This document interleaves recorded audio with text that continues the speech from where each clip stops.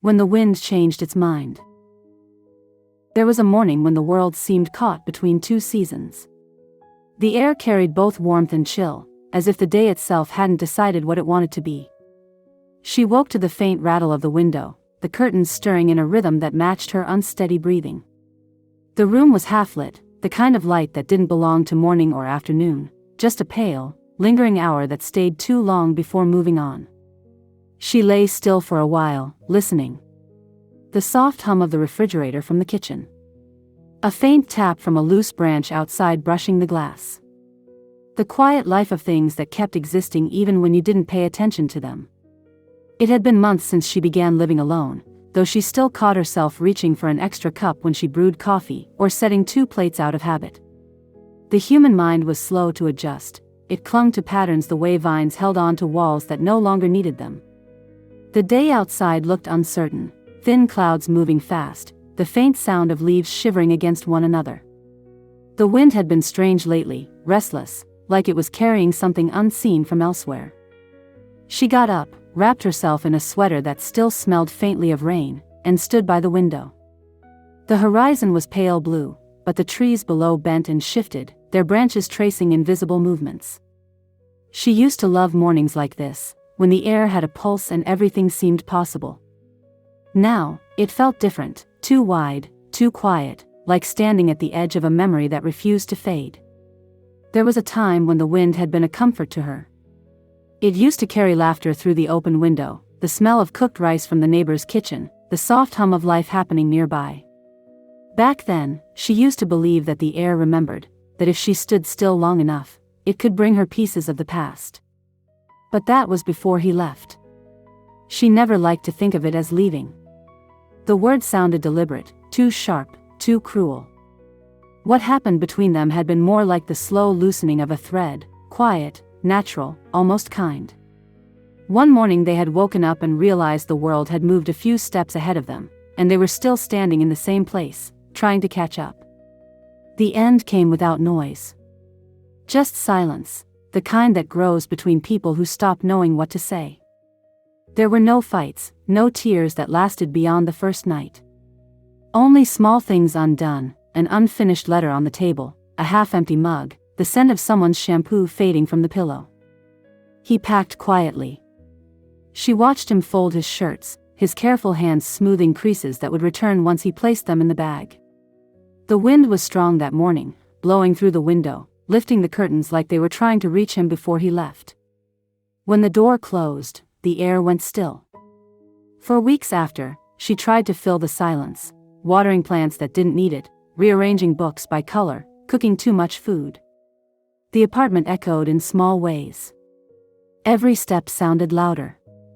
Every breath felt borrowed. But slowly, the days began to find their rhythm again. The wind would visit in the afternoons, tapping gently against the glass, as if reminding her that movement still existed somewhere beyond her walls. One afternoon, she decided to walk to the hill behind her building, a place they used to go when the city felt too loud. The air there always moved differently, wider and calmer, brushing through her hair as though greeting an old friend. She sat beneath the same tree they used to rest under, tracing her fingers along the roots that had surfaced through the years.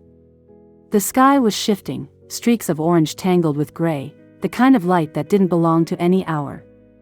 For a long time, she simply breathed.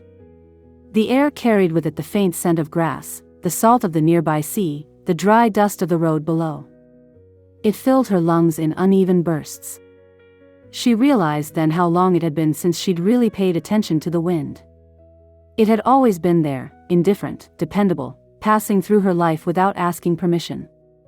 That evening, when she returned home, the window was still open. A few papers had scattered on the floor, one of them landing by the door. It was a photograph, an old one, from a trip they'd taken years ago. She hadn't seen it in ages. The edges were soft, the colors faded.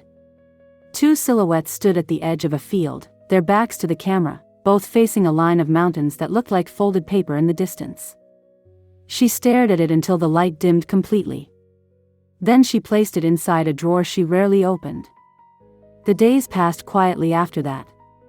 Work, laundry, market trips, bills, the slow, steady rhythm of a life rebuilt without ceremony. The wind continued to visit, though she stopped noticing it.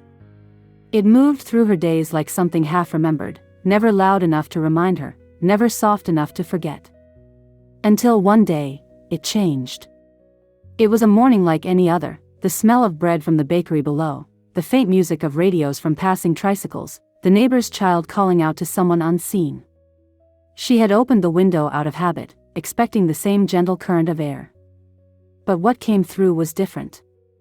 It was stronger, wilder, carrying the scent of rain that hadn't yet arrived. The curtains lifted higher than usual, the papers on her table fluttered like startled birds, and the air filled the room as if it had been waiting for this moment. Something inside her stirred, not sadness, not longing, but recognition. She stood still, eyes closed, letting it surround her. For the first time in months, she didn't resist the movement. She let the wind move her hair, touch her skin, fill her chest. It was the same wind that had once blown through their laughter, through shared afternoons, through all the small, unnoticed days that made up a life. But now it carried something new, a quiet certainty that things didn't have to return to be remembered.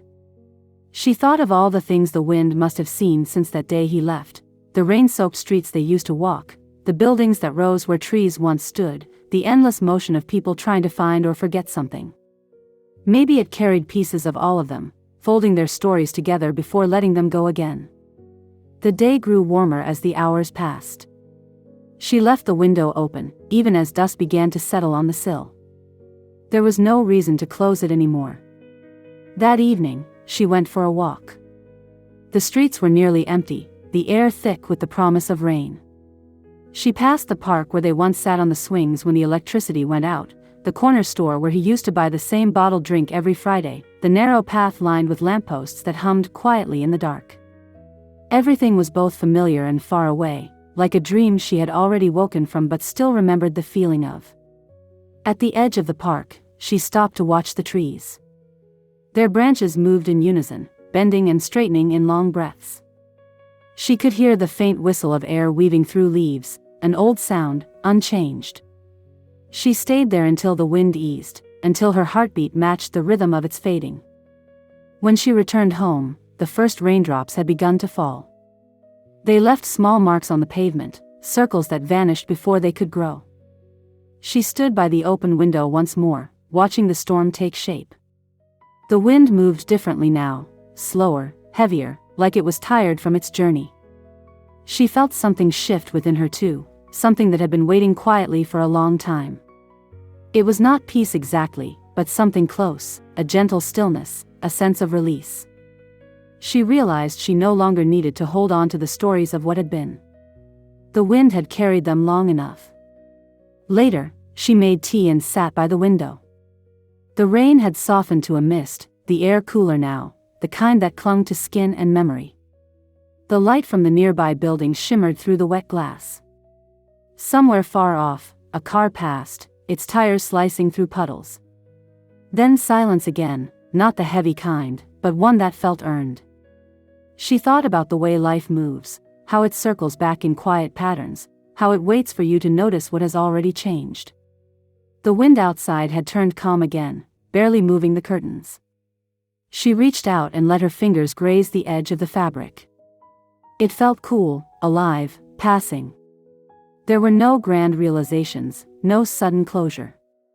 Just a small, steady understanding that sometimes the world shifts without telling you, and all you can do is shift with it. The next morning, the sky was clear.